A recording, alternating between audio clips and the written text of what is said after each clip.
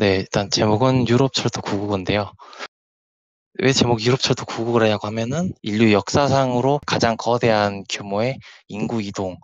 사실 대부분은 철도로 이루어졌어요. 자물쇠를 밖에서 잠글 수 있는 그런 열차에 유럽 전역에서 거의 2천만에 달하는 사람들이 실려서 고향에서 떠나거나 혹은 자기의 고향으로 돌아가는 그런 과정을 겪게 됐는데 거기에 대해서 설명을 드리려고 합니다. 일단은 왜 사람들이 이렇게 이동을 하게 됐나? 그리고 두 번째가 원래 있던 곳이 아닌 곳으로 보내졌다가 자기 고향으로 가는 형태의 이동. 그리고 세 번째가 원래 고향에서 고향이 아닌 곳으로 가게 되는 이동. 그리고 마지막에 결론 정도가 되겠습니다. 일단 고대에서부터 전쟁이란 것은 어느 정도 인구 이동을 수반을 하는 과정이 있었어요. 군대가 이동하면 거기에 따라서 장사를 한 사람들이 물건을 판다든지 서비스를 제공한다든지, 물론 군대가 제대로 보급이 안 되기 때문에 주변의 약탈 같은 그거를 피하는 사람들의 이동이 또 있었습니다. 하지만 2차 대전 이전까지는 이러한 이동은 대단히 국지적이었고 이동 자체가 의도적인 것은 아니었어요. 2차 대전으로 인해서 변화가 생긴 것이죠.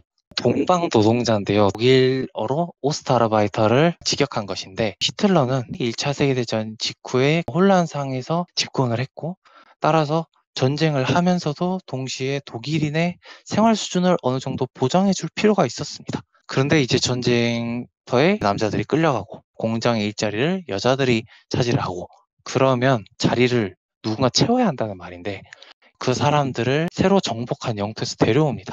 독일에 가면 일을 하면 돈을 많이 준다. 이런 식으로 사람들을 데려오기도 하고 납치해 오기도 했습니다. 그냥 군대가 한 번에 이제 수만 명씩을 열차에 실어서 그냥 무작정 독일로 보내버리기도 했어요. 이 숫자가 많게는 500만 명까지 추정이 되는데 동유럽에서만 그런 건 아니고 프랑스, 네덜란드, 이탈리아 같은 곳에서도 노동자들이 많이 왔습니다. 동방 노동자 모집을 위해서 만들어진 포스터인데요. 독일에서 독일 가족들과 함께 이제 요리를 해주는 그런 모습이 담겨 있어요. 하지만 이제 실상은 이런 식이었습니다.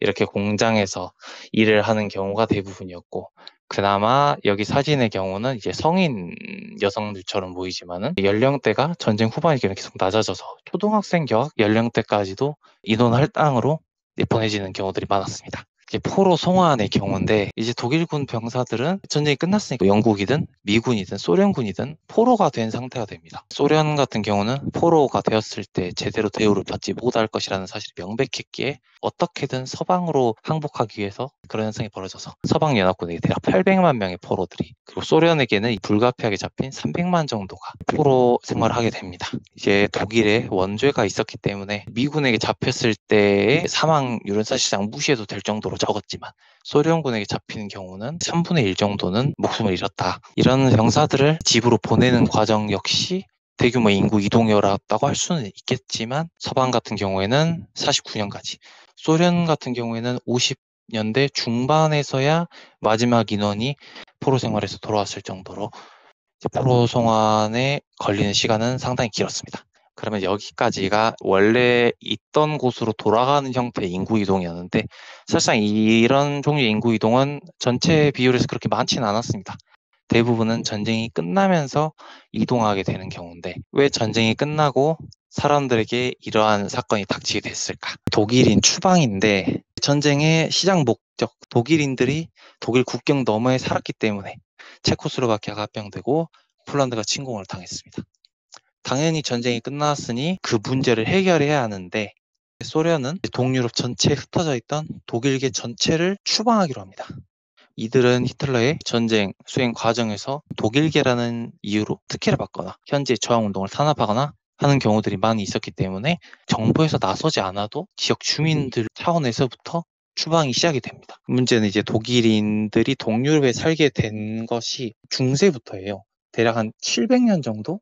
평생 한 번도 독일에 가보지 않은 사람들 적어도 수백만 명이 독일인이라는 이유로 독일로 추방을 당하게 됩니다. 독일 역시 온 나라가 전쟁으로 파괴되고 어디서도 환영받지 못하는 상태로 힘들게 사회에서 정착을 하게 됩니다. 추방 과정을 목격한 소련군 장교의 수기 일부를 발췌를 했습니다. 이 장교는 유대인 장교였는데 체코에서 독일인들이 광장을 청소하는 장면을 목격을 합니다. 체코인들은 자기들이 6년간 지배를 받기 때문에 독일인들을 괴롭히고 독일인들의 재산을 약탈하고 있는데, 이때 우방 국가인 소련군 장교를 발견하고는 독일인들을 불러 모아서 저 사람의 짐을 나르라고 지시를 합니다. 아마 이들도 고향에서 추방되는 대열 중 하나에 포함이 되었을 겁니다. 독일계만 문제가 아니었는데 동유럽 대부분의 국가들은 여러 민족이 섞어져 있는 형태였습니다. 특히 폴란드와 우크라이나 같은 경우가 그랬는데요. 1943년에 우크라이나 민족주의자들은 자국 내에 있던 폴란드인들에 대한 학살을 시작합니다. 대략 2년간의 양측의 충돌로 이제 우크라이나인은 약 3만에서 5만 명, 폴란드인 15만 명 정도가 학살을 당하는데요. 전쟁이 끝나고 이제 소련이 동유럽을 통치를 하려고 보니 자기들끼리 계속 죽이고 있는 겁니다. 이걸 좀 정리를 해야 되겠다. 소련은 가장 쉬운 방법으로 폴란드에 있던 우크라이나인들은 우크라이나로 가고 우크라이나에 있던 폴란드인들은 폴란드로 가라. 근데 당연히 이 사람들은 태어날 때부터 거기서 살았으니까 쉽게 나가지 않았을 거고 결국 국경 너머로 추방을 하게 됩니다. 그렇게 이동한 폴란드인들이 우크라이나에서 넘어온 사람이 110만 명, 폴란드에서 우크라이나로 넘어온 사람이 50만 명이 달했습니다. 그럼 다음 화면 보실게요. 홀로코스트가 끝났으니까 살아남은 유대인들이 자기 집으로 갈 거예요. 근데 자기 집에 가보니까 자기 집에 누가 살고 있어. 뭐 폴란드인이든 뭐 헝가리인이든 우크라이나인이든 자기 집에 누가 살고 있습니다. 그렇게 집에 돌아간 유대인들이 공격을 당해요. 그래서 전쟁이 끝나고 살아남은 유대인들이 동유럽에 살고 있던 사람들의 공격을 받아서 살해되는 사건들이 빈번하게 발생을 합니다. 그래서 결국은 자기들의 고향을 떠날 수밖에 없었다. 유대인들의 나라 이스라엘로 갈 수밖에 없었던 겁니다. 여기 사진은 이제 당시에 46년 폴란드의 키엘체라는 도시에서 일어난 반유대인 폭동을 기리는 비석인데요. 1946년 7월 4일 이곳에서 42명의 유대인이 살해당한 사실을 기록에 남깁니다. 이제 결론 부분 한번 보실게요. 동유럽에서의 민족적 다양성, 동유럽 같은 경우 단일 민족의 국가라는 것은 사실상 없었습니다. 1차 세계대전 당시에는 국경선을 옮겨서 이런 갈등을 해결하려고 했습니다. 하지만 국경선을 옮기고 사람은 그대로 놔뒀기 때문에 국경선 너머의 사람이 사는 곳도 우리 영토다라는 생각은 사라지지 않았어요. 그래서 이번에는 국경선에 맞춰서 민족을 이동시키기로 합니다. 1천만 명에 달하는 사람들이 집을 떠나게 된 이유는 여기에 있었죠.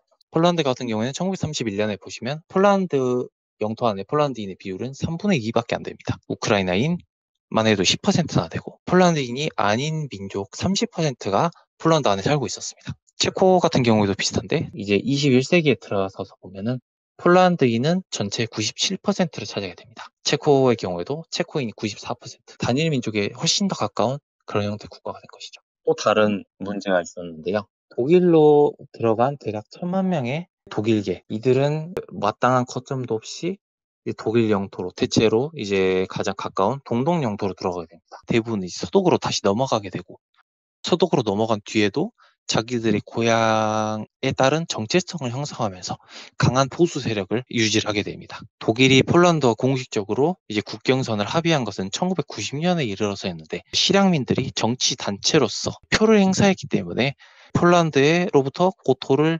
되찾지 않겠다라고 공식적으로 발언을 한 당은 1,000만 표를 잃는 거나 다름없었기 때문에 그동안 공식적으로 그러한 합의를 이루어내지 못했습니다. 이들은 독일어도 못하는 경우들이 상당히 많기 때문에 그래서 독일로 추방이 된 다음에 독일어를 배워야 했고 제대로 융화가 되지 못했습니다. 발표는 여기까지입니다. 이건 좀 역사적인 문제인데 폴란드 리투아니아 연방 시절에 이제 폴란드인들은 지주 계층이었어요. 우크라이나인들은 그의 밑에 있는 농노 계층이었고 폴란드는 독립하면서 우크라이나 영토 서부를 가져가게 됐는데 여기에 거주하던 우크라이나인들의 이제 언어라든지 종교지 그런 민족 문화를 억압하고 폴란드식으로 이들이 이제 개조를 하려고 합니다. 이들이 이제 폴란드가 무너지면서 그런 억압에서 일시에 해방이 되고 독일의 지배를 받는 상황에서 우크라이나 민족주의가 이제 강화가 되면서 보복에 나서게 되는 것이죠. 어떤 그 통제하는 집단이 있어서 그렇게 된 게 아니고 이제 동시다발적으로 그런 것이죠. 어떤 중앙에서 지시를 해서 시작이 된 것은 아닙니다.